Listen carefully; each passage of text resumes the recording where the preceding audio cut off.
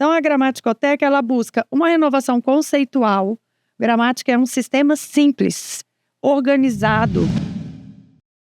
Esses modelos atuais de formação de leitores no Brasil não estão dando certo na escala, né? Então, a gente precisa pensar sobre isso, procurar alternativas.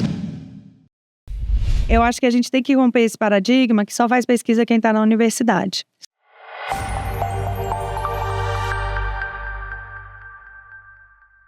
Olá, sejam muito bem-vindos ao nosso videocast Pode Ler na Escola, um projeto do Grupo de Pesquisa Literatura e Modernidade Periférica e da Rede de Pesquisa Gramaticoteca Brasil, da Universidade de Brasília. O podcast é voltado para o trabalho com literatura em sala de aula. Eu sou a Luísa Fariello, professora da Rede Pública, doutoranda na UNB e faço parte desse grupo de pesquisa. Aqui você vai acompanhar entrevista com professores de literatura, pesquisadores da área, professores da rede pública do DF e do entorno, buscando sempre um diálogo entre a teoria e a prática do ensino de literatura. Nesse programa de estreia, nós vamos conversar com os professores da UNB, Heloísa Pilatti, Alexandre Pilatti, sobre o projeto Poemática, que envolve o ensino de literatura, mais especificamente de poesia, e a aprendizagem de gramática nas escolas. O tema do nosso programa é Projeto Poemática. Gramática e literatura podem andar juntos na escola? Já começamos com um grande desafio. Sejam muito bem-vindos. Vou apresentar nossos convidados primeiro. Então, Heloísa Pilatti é professora da UNB, com ampla atuação nas áreas de linguística, gramática e ensino. É coordenadora do Grupo de Pesquisa Gramaticoteca Brasil, autora das obras Linguística, Gramática e Aprendizagem Ativa e Aprendizagem Linguística Ativa, da teoria à gramaticoteca. Suas pesquisas se concentram na articulação entre os aspectos formais da língua e práticas pedagógicas inovadoras com foco na transformação do ensino de gramática nas escolas. Bem-vinda, Heloísa. E Alexandre Pilatti é professor da UNB, pesquisador nas áreas de literatura brasileira, ensino de literatura e produção poética. Tem diversos livros publicados, entre eles Poesia na Sala de Aula, Subsídios para Pensar o Lugar e a Função da Literatura em Ambientes de Ensino. Alexandre coordena projetos que buscam aproximar a literatura da sala de aula, com ênfase em experiências criativas de leitura e escrita. Bom, muito obrigada por aceitarem nosso convite. E eu vou começar pedindo para a Heloísa explicar um pouco do projeto da Gramaticoteca, como é que surgiu, o que significa esse projeto, como é que acontece. Tá bom, Luísa, antes de tudo, queria agradecer muito o convite, né, para participar do videocast Pode Ler na Escola. Não só pode como deve, né? E eu queria agradecer, então, muito o convite para estar aqui, para falar um pouquinho da Gramaticoteca e da Poemática, Poesia e Gramática, né, que é um casamento aí que a gente quer fazer e também valorizar na escola.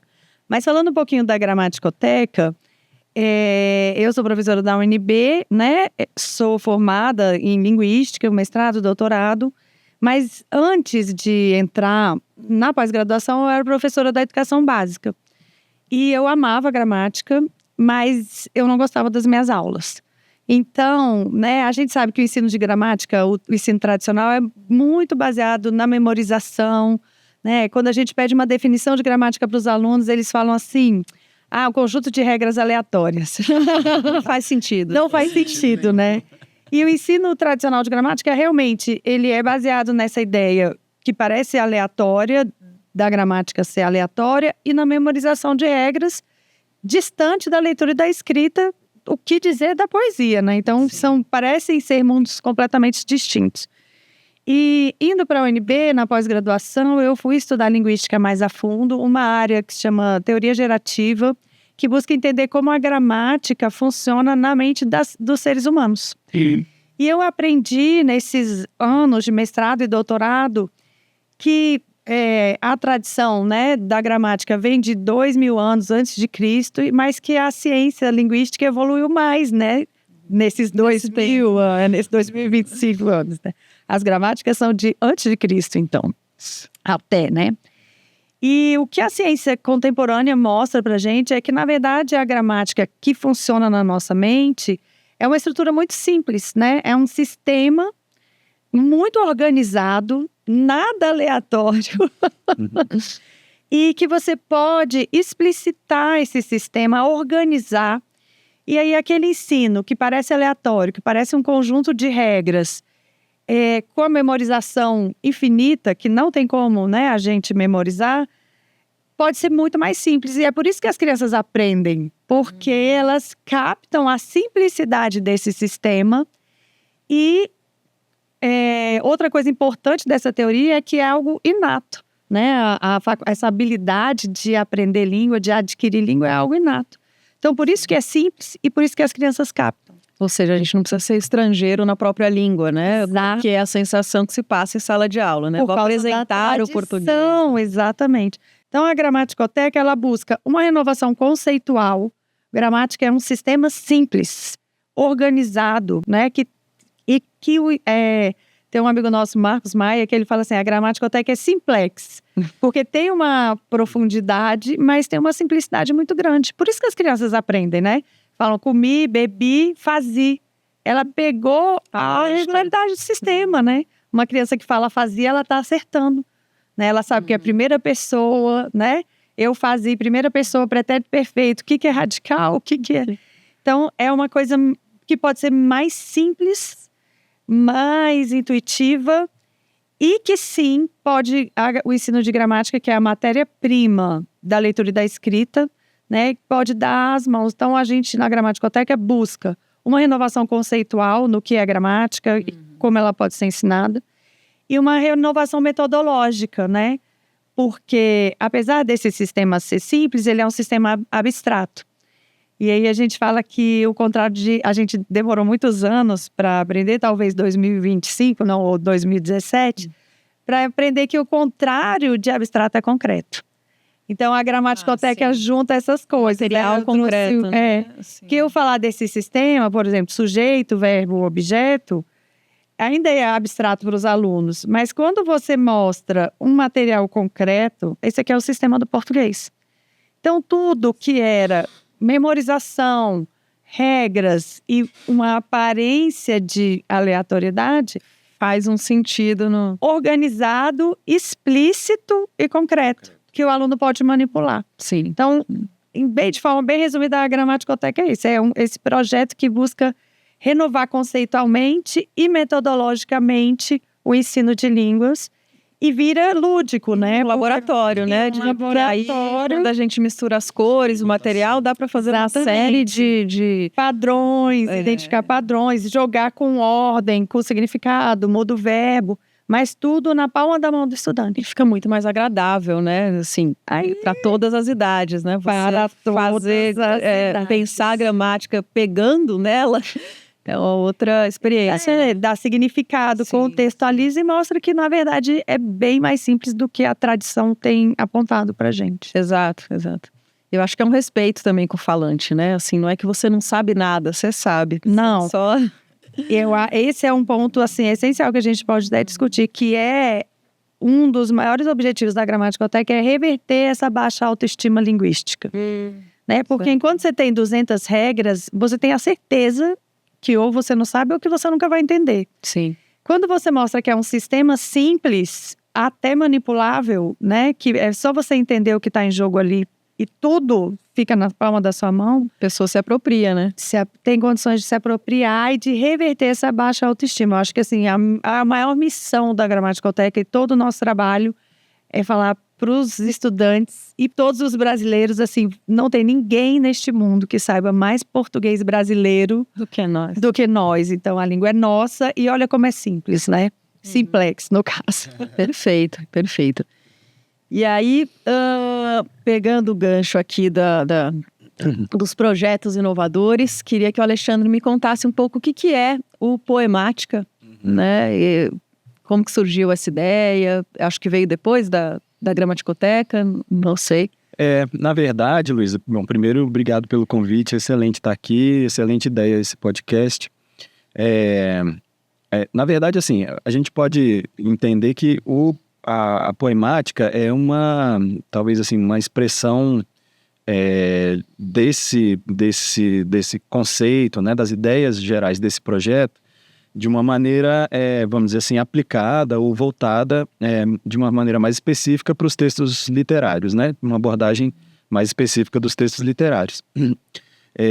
A gente entendia, né, isso, e aí tudo foi surgindo mais ou menos ao mesmo tempo, né? À medida em que, por exemplo, a Heloísa ia fazendo alguns experimentos relacionados ao uso desses materiais concretos, né, a essa abordagem que buscava entender essas lógicas do sistema, né, explicitar essas lógicas do sistema em materiais concretos, em coisas mais visuais, né. Claro que o texto literário sempre foi um apoio importante, fundamental para isso, né. Então a gente começou a desenvolver um projeto que, na verdade, consiste em oficinas de trabalho gramatical, né, com vistas a uma abordagem crítica dos textos literários que pudesse também, em alguma medida, atender a algumas inquietações que eu tinha, especialmente, com esse lugar da poesia, mais especificamente, mas da literatura como um todo na sala de aula, né? Normalmente um lugar meio ou marginalizado, né? Ou um lugar muito inacessível, assim, né? Também é uma coisa de que os alunos se sentem muito distantes, muitas vezes, né? Então, tanto da gramática quanto da literatura, eles se sentem um pouco alienados disso, assim, né? Parece que aquilo não faz muito sentido para eles. Então, a ideia da poemática também a partir desses recursos, dessa abordagem, dessa maneira inovadora de fazer a reflexão sobre a gramática, né? Eu acho que isso é uma coisa importante também do projeto, que é promover essa reflexão sobre a língua, né? Mais do que decorar regras, mais do que sei lá, guardar nomes, né, dos fenômenos gramaticais, tem esse aspecto de vivenciar concretamente a língua, né, e os fenômenos da língua. Então quando isso se liga ao texto literário, a gente tem, na verdade, uma perspectiva que é contrária àquilo que, em geral, se vê na escola, né, que é assim: professores de literatura muitas vezes acham que trabalhar com o texto literário através da gramática seria, digamos assim, redutor da potência literária ou da missão literária do texto. É como se você tivesse que reduzir o texto à gramática. E os pressupostos da poemática são um pouco ao contrário disso. Na verdade, a gente utiliza a gramática para tentar potencializar a experiência da leitura literária, né? E isso sempre buscando, nas oficinas que a gente faz de poemática, né, com vários autores, vários textos, a gente já trabalhou, né, mas buscando sempre fazer com que o estudante seja o protagonista da construção de sentido, né, seja ele criando o texto, seja ele criando a leitura, porque a gente tem na poemática a gente tem muito claro esse princípio de que, na verdade, a leitura é uma produção de sentido, né? Então, você já coloca a pessoa que está participando da oficina nessa condição de ele, afinal de contas, é que tem que construir o sentido para aquele texto, né? Sim. E não o professor ser alguém que vai dizer para ele o que o texto significa. E para isso, a gramática é um mecanismo assim muito oportuno, né? Para fazer com que ele se aproxime dessa coisa que, afinal de contas, torna um texto literário, que é a materialidade do texto, né? Certo. Então, assim, o que faz a literatura, na verdade, não são os conteúdos, não há conteúdos literários. O que há são formas literárias, né? Estruturas literárias. Como contar, né? Não é tanto o que contar, né? Exatamente. Você pode fazer literatura com qualquer coisa, né? Entretanto, esse fazer é que é fundamentalmente voltado ao manejo das ferramentas que são próprias da arte literária. E essas ferramentas são os recursos da língua, as virtualidades expressivas da língua que estão impressas, imprimidas nas relações gramaticais, por exemplo, né? Então, a matéria da poesia é a palavra. E a palavra, ela, evidentemente, nos convida a interagir com ela, nesse caso do projeto, né? De uma maneira concreta e ativa. É isso que a gente quer dizer, que a leitura seja alguma coisa que faça com que as pessoas efetivamente vivam essa relação concreta com a materialidade do texto, que afinal de contas é a sua potência estética, a sua potência literária. Sim, sim, e é um conceito bastante inovador, né? Porque tradicionalmente a aula de gramática e de literatura são separadas, né? São. Na escola pública a gente normalmente é o mesmo professor, mas ele acaba separando, né? Pessoal, hoje é aula de gramática, hoje é aula de literatura. E nas particulares a gente tem até professores diferentes, muitas vezes tem um outro de redação, ainda separando a questão da criação, né? Como se fosse dissociado, né? Uma coisa é escrever, outra coisa é ler. Exato. Então eu queria que vocês contassem um pouco mais na prática. Como é que foi isso, essas oficinas? Vocês já fizeram algumas oficinas de poemática pelo país, né? Como é que foi? Sim. Não sei se a Heloísa pode contar alguma experiência que vocês tiveram, como é que foi?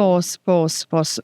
Eu acho que tem uma coisa importante também eu vou falar experiência, mas só para pontuar, porque às vezes as pessoas falam assim, que a gente está usando a gramática, né? O texto é pretexto, enfim. Mas eu acho que a gente tem... O que as ciências da leitura, que são, né, um campo muito forte de pesquisa hoje, mostram é que, na verdade, o que a gente tem que ensinar para o nosso aluno que é um processo metacognitivo, né? Assim, qual é o objetivo da minha leitura? Né? Porque são objetivos distintos, né? Vamos supor, eu tenho que ler esse texto para aprender ou fazer um resumo. Eu ligo uma chavinha que é ler para aprender. Eu posso ligar uma chavinha, eu quero ler esse texto na minha aula, na minha hora de descanso, eu quero fruir esse texto, né? Eu quero pegar esse texto e aproveitar. É outra chavinha. E tem uma hora também que eu quero ler esse texto para analisá-lo esteticamente, que é nessa hora que entra a poemática, né? Porque às vezes você quer ler uma obra maravilhosa, e se você só quer ler, e ok, maravilhoso, inclusive deve, né? Sim. Mas são preparar o leitor para o objetivo da leitura é um passo zero muito importante, porque aí você não vai confundir, né? Então, assim, existe leitura por prazer, né? Eu sou da gramática. Quando eu tô lendo por prazer... Não tá pensando ali classificando substantivo ali. Não tô fazendo análise sintática, né? Quando eu tô lendo para estudar, é uma outra leitura, né? Que primeiro você tem técnicas, inclusive, para cada etapa. E a leitura na poemática, então é uma leitura técnica. Você vai olhar um quadro, você pode aproveitar aquela experiência, mas você pode analisar perspectiva, profundidade, né? As cores. Então, a gramática funciona muito como uma chave para analisar e ver a beleza do texto literário, mas entendendo como ele usou a perspectiva, as cores, a profundidade. Então, que técnicas ele usou usando esse sistema linguístico. O Saramago não usava pontuação, né? O outro... em Vidas Secas não tem adjetivo. Então, assim, são usos estéticos. Então, a gramática é uma ferramenta para você ter mais critério para quando você for analisar um poema. Por que um autor é um grande autor e um outro não é tão exponencial assim? Que critérios se utilizaram de criatividade e tal? Então, a poemática entra como essa ajuda, porque a matéria-prima é a palavra e a gramática. Sim, né? É o uso do sistema linguístico.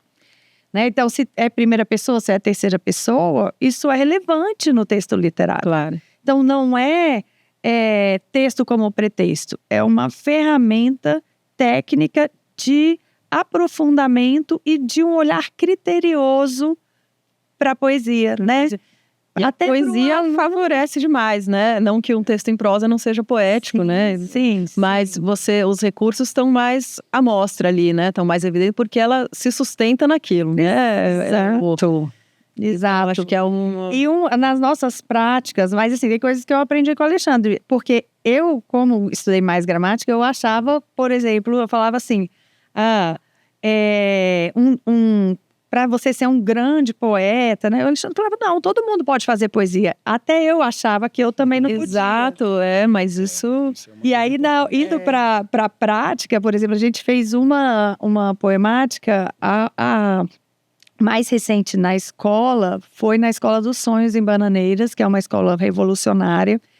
E aí eu fiz uma prática que a gente fez também no Museu da Manhã, que era levar um conjunto de poemas para os alunos lerem, analisarem e depois recriarem, entendendo qual foi o mecanismo que foi usado ali. E aí eles faziam a versão deles com base no poema. Essa que a gente fez era crianças do 6º ano, era uma poesia sobre a mãe, e elas tinham que recriar falando da mãe delas, usando as mesmas estratégias. Que bonito. Qual é a faixa etária? Dessa vez, elas eram de... Não, era menos. 6º ano. Certo, uns 12. E aí, quando essas meninas, elas leram o poema, amaram. Aí, quando eu falei, agora fala da sua mãe usando a mesma estrutura, né? Usando os mesmos recursos. E elas fizeram o poema delas. E teve uma etapa Foi a também coisa que mais elas desmontaram o poema usando esses materiais aqui, né? Isso. Primeiro elas desmontaram, entenderam e aplicaram a técnica.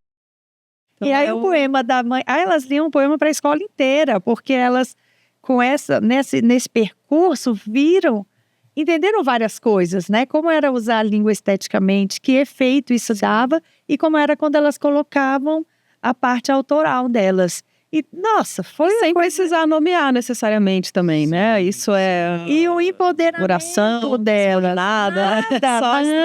Porque a gente tem essa gramática, né? Então, às vezes, é muito intuitivo. Quando você tem um material concreto, então... Foi a coisa mais linda. E é muito importante, assim, isso que você falou de... primeiro que você até brincou, achava que a poesia era muito distante e o que essas meninas de 11, 12 anos fizeram, né, de recriar. E aí é até uma coisa que o Alexandre aborda no livro dele, do Poesia em Sala de Aula, que é esse lugar da poesia. Não só na escola, mas na sociedade em geral. Que ou ela é meio que endeusada, né? Então inacessível, é uma coisa para poucos, é uma coisa até meio elitizada, talvez. Ou então ela é inútil. Não serve para nada. Para que eu vou... enfim, e aí isso dificulta, né? Em sala de aula, esse trabalho. Então, eu queria que você falasse um pouco como que é essa... Como que deve ser essa leitura... que seja crítica, consciente, mas também ativa, como a Heloísa estava dizendo, né? Ou seja, que você reflita produzindo, né? Que você possa se empoderar para você, para usar essa palavra da moda, né? Você possa se empoderar ali para você fazer ali no seu próprio texto também uma reflexão, né? Exatamente. Primeiro, assim, eu acho que tem um princípio que é muito importante e que acho que também conversa, por isso que tem tanta afinidade, né? O meu projeto sobre leitura na sala de poesia ou de literatura na sala de aula e a poemática, porque eu acho que tem alguns princípios em que a gente concorda muito e são fundamentais, assim, para o método que a gente busca desenvolver, ou pelo menos, assim, como que a gente pode sugerir para as pessoas levarem isso para a sala de aula de uma maneira mais tranquila, talvez, mais natural, mas também, assim, ao mesmo tempo, mais consciente também, né? Assim, para não ser uma coisa que repita um modelo que, na verdade, sejamos sinceros, né, não está dando certo. Esses modelos atuais de formação de leitores no Brasil não estão dando certo na escala, né? Então, a gente precisa pensar sobre isso, procurar alternativas, acho que isso é muito importante. Mas acho que um princípio fundamental, assim, que a gente partilha é esse, que, por exemplo, a Heloísa falou aqui que é essa coisa do sujeito, da pessoa já saber gramática, né? Sim. Eu acho que é importante a gente entender que, assim como fala, e aí eu acho que essa é uma referência importante que é preciso fazer nesse caso, que é o Antônio Cândido, né? O Antônio Cândido fala no Direito à Literatura que a poesia faz parte do cotidiano, a literatura faz parte do cotidiano. Esse desejo de sonho, de ficção, ele faz parte do nosso cotidiano. Então ele não é uma coisa estranha às pessoas, né? A metáfora está na nossa linguagem diária, né? O desejo de ficção está nas anedotas que a gente conta, está nos memes da internet. Ninguém vive sem ficção, né? Ninguém vive sem ficção e sem inventar coisas sobre a própria língua, né? E a poesia é isso, no final das contas, é alguém estar dedicado a trabalhar invenções sobre a língua para tentar ressignificar ou significar novas coisas. Mas isso a gente faz todos os dias, né? No livro O Estudo Analítico do Poema, o Cândido fala isso. Ele fala muito claramente, quer dizer, essas coisas elas estão na linguagem. Só que a poesia vai procurar explorar essas potencialidades no máximo grau. Então, qualquer um pode pegar o poema, decompor a sua estrutura e tentar refazer isso, né? E também isso é o que o Antônio Cândido fala em alguns dos seus textos, assim, né? Quer dizer, a leitura do poema passa por essa decomposição do que está composto pelo poeta, né? Da decomposição da sua estrutura. E isso faz parte de uma leitura tanto analítica quanto de fruição, porque faz parte da fruição atribuir sentido às coisas, descobrir sentidos, né? Ou então se deparar com sentidos, às vezes, nebulosos. A gente também tem que estar preparado. Essa é uma coisa interessante da poesia também. Muitas vezes na vida a gente se depara com coisas que não têm sentido, que são nebulosas. A gente tem que estar preparado para isso também. Então essa decomposição, por exemplo, gramatical, ela não é só alguma coisa que favorece necessariamente apenas a análise, mas ajuda a gente a estar mais disponível para essas possibilidades expressivas de um texto e também das coisas que acontecem na vida. Então, a literatura não é uma coisa inútil, mas ela também não vai salvar o mundo. Então, a gente tem que ter consciência de que ela faz parte do nosso cotidiano e, certamente, para a gente interagir melhor com as coisas da realidade, eu acho que a leitura do texto literário ou a leitura analítica dos textos literários pode favorecer talvez um refinamento dessas relações, né? E isso é um direito das pessoas, isso é que é o mais importante, né? Sim. E a escola não pode se furtar a tentar, pelo menos, dar esse direito às crianças. A gente vê um processo de simplificação muito grande, eu acho, né? De tirar a centralidade do texto literário e colocar ali, de repente, esse texto é muito difícil, vamos dar adaptações, vamos dar... Não que não possam ser usados como uma bengala, talvez, mas assim, nada substitui o próprio texto literário, né? E aí quando você diz, não está dando certo, eu vi que esses dias saiu, né, aquela pesquisa Retratos da Leitura do Brasil, né, que, enfim, entre outros dados chocantes, tem aquele de que mais da metade da população brasileira não leu um livro nos últimos 3 meses, e acho que uns 20 e poucos % que leram, que leram inteiro, né? Que outros leram só uma parte. Então, assim, isso é bastante preocupante, né? Então, acho que E eu acho que a gente gosta mais daquilo que a gente entende, né? Quando você passa a entender, né? Do que se trata e o que é legal e que você pode fazer, né? Eu acho que coloca a literatura em outro lugar, né? Acho que a literatura tem a humanização, né? Claro. E, como o Chomsky diz, né? Ele fala que entender as línguas humanas conheça-te a ti mesmo, né? Sim. E a literatura, né? É um autoconhecimento, né? Agora, para falar de dessas experiências, né, o nosso hit é um poema do João Cabral de Melo Neto. Nosso dia é ótimo. Nosso Satisfaction é o que a gente tem que tocar em todos os shows. É o poema do João Cabral de Melo Neto, Os Três Mal-Amados, né? Que é um poema em prosa, que na verdade é uma peça de teatro. E que, assim, realmente emociona as pessoas nesse sentido, né? O trabalho que a gente faz, a pessoa se sente muito envolvida com aquela matéria que lida numa primeira hora, assim, né? Pode parecer uma coisa meio estranha, mas quando as pessoas vão passando pelo processo da oficina, elas vão trazendo memórias, vão trazendo experiências, vão trazendo outras leituras. Isso enriquece muito, digamos assim, essa produção de sentido que é feita através desse trabalho com a língua mesmo. Pessoas leem e são lidas também, exatamente, né? E querem... Com a língua, com a literatura, né? Com a expressividade, né? Então, é um tema genérico, assim, né? Que é o amor, desde essa perspectiva desse personagem Joaquim. E a gente já fez, assim, seja com leitores mais jovens, seja com adultos, e o resultado, assim, é muito legal, né?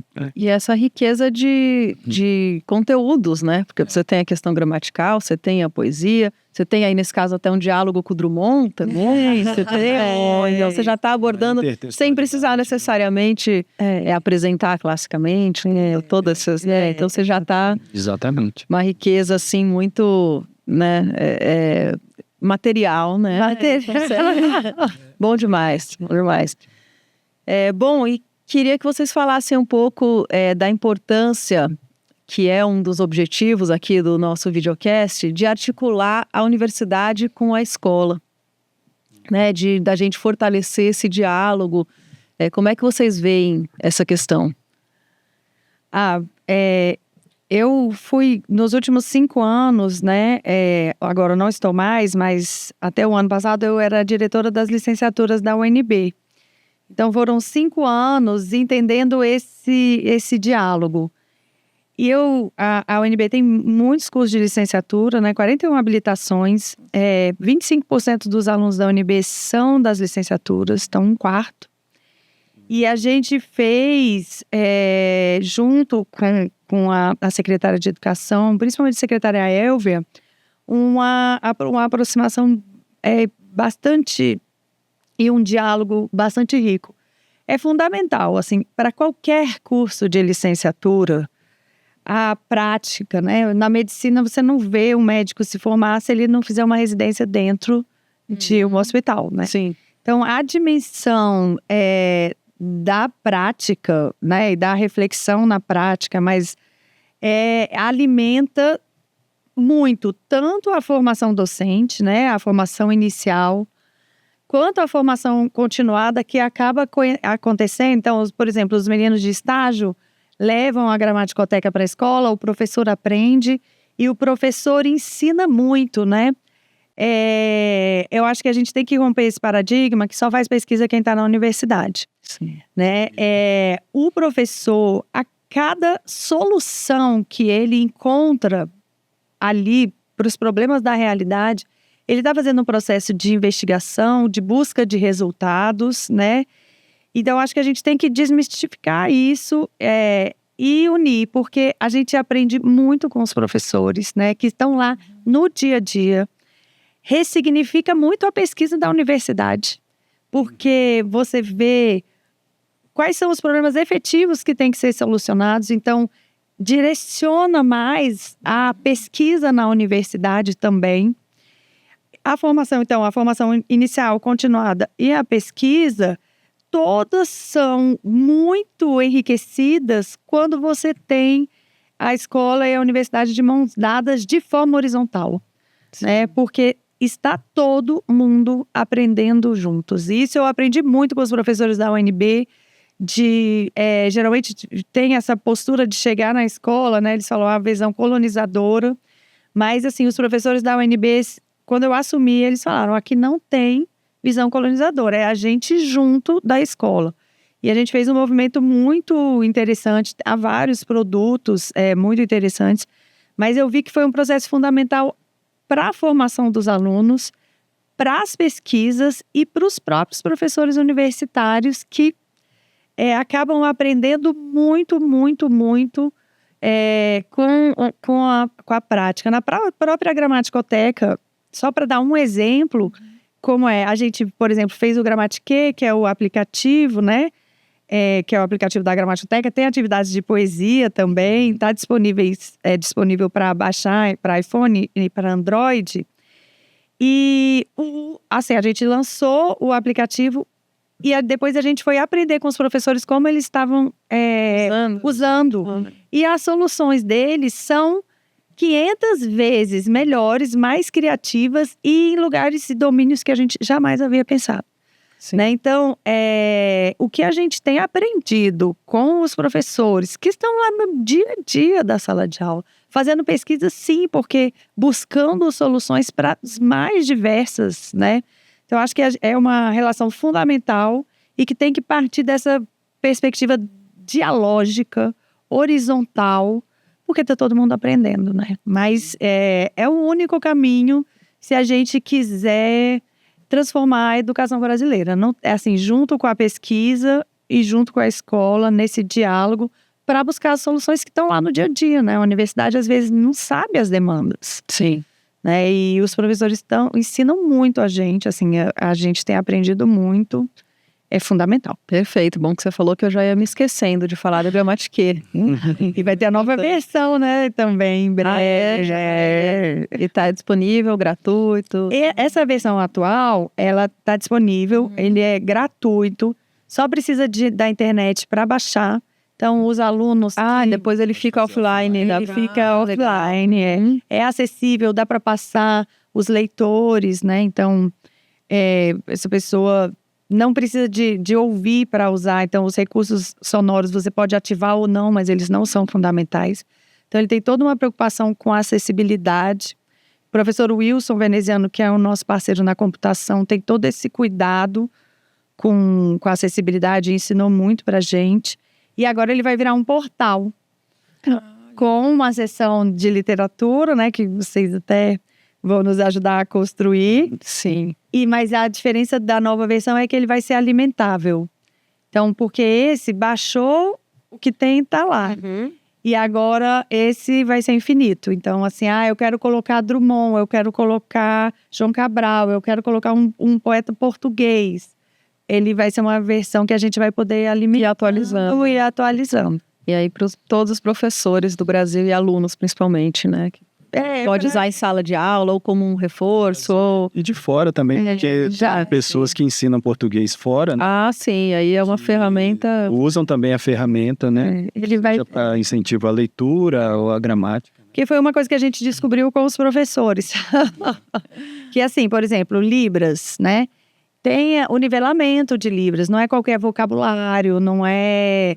Tem todo, de acordo com o nível dele no conhecimento, os meninos que usam Libras estão aprendendo português escrito, existe uma especificidade, um nivelamento, então o vocabulário próprio, as estruturas próprias.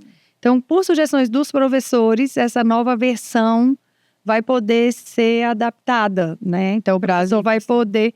Libras, línguas indígenas, olha só. A gente está com uma parceria com o professor Altaci, que ela é da língua Cocama, mas também tem com o professor Leandro, que é Carajá, mas depois ele vai poder ser alimentável.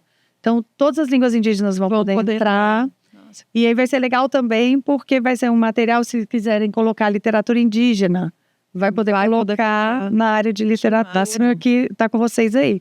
Vai ser lançado só em fevereiro. Tem o apoio da FAP-DF. Mas é interessante que é isso. O Gramatiquê tem essa versão atual por causa do diálogo com os professores. As soluções todos os novos recursos, por exemplo, você vai poder projetar as questões e a turma responder. Todos foram os professores falando, não, por que você não faz isso? Por que não faz isso? E a gente foi nesse diálogo aperfeiçoando. Ou seja, esse diálogo é a base mesmo do projeto, não é? É o único caminho, Você quer falar alguma coisa? Não, eu acho que é isso. A perspectiva que tem que se adotar, né, nessa relação é essa perspectiva dialógica. E especialmente, eu acho, no caso da leitura, né, também, porque... Em geral, no caso da literatura, isso é muito forte, né? Assim, eu vejo que os processos de formação de professores, mesmo nos cursos que são nomeados como cursos de licenciatura, o trabalho com a leitura literária, na formação desse professor ou dessa professora jovem, né? Ele muitas vezes não contempla nada de metodologias específicas de ensino da leitura, nada de coisas que tenham a ver, digamos assim, com como levar isso para a sala de aula, né? Uma perspectiva pedagógica ou didática relacionada à leitura em geral e da literatura em particular, né? Quer dizer, essa questão do ensino, ela é fundamental no processo de formação do professor também. Sim. Então, seria ideal que a gente conseguisse ter momentos significativos no processo de formação do professor em que houvesse esse diálogo, né, entre universidade e escola, para que os estudantes, em modo de laboratório, seja dentro da escola, seja dentro da universidade, pudessem vivenciar o melhor desse diálogo entre essas duas partes, né? Afinal de contas, uma das funções da universidade é produzir conhecimento, né? Claro. E esse conhecimento, como dizia o Darcy Ribeiro, não pode ser encastelado. Ele, desde a sua origem, ele precisa ser um conhecimento que faça sentido e que a sociedade participe da produção, da construção desse conhecimento, né? Se aproprie também disso que é um fundamento da universidade, mas que não precisa ser apropriado, restrito a ela e pura e simplesmente, né? Então, acho que a gente ainda tem uma missão assim, muito grande para poder trabalhar com isso. A boa notícia é essa, né? É que, na verdade, tem muito espaço para trabalhar, porque a gente Carência grande também. Exatamente. As iniciativas são muito incipientes. Sim. E o costume da universidade é virar as costas para a sociedade. E não deve ser assim. Claro. A gente, em geral, aprende muito a teoria lá e entra na sala de aula. Jogam você na sala de aula. Você tá ali encarando aqueles 40 meninos, você fala, tá, e agora, né? E por onde eu começo? Ninguém falou para mim que era assim. Perfeito, pessoal. Então, acho que começamos bem. Muito obrigada pela presença. Que esse seja o primeiro de muitos episódios. Então, lembrando que esse podcast vai estar disponível no YouTube, no canal da Gramaticoteca 2.0, também no Spotify. Temos aí a realização pela Grupo de Literatura e Modernidade Periférica e Gramaticoteca, Rede Gramaticoteca Brasil.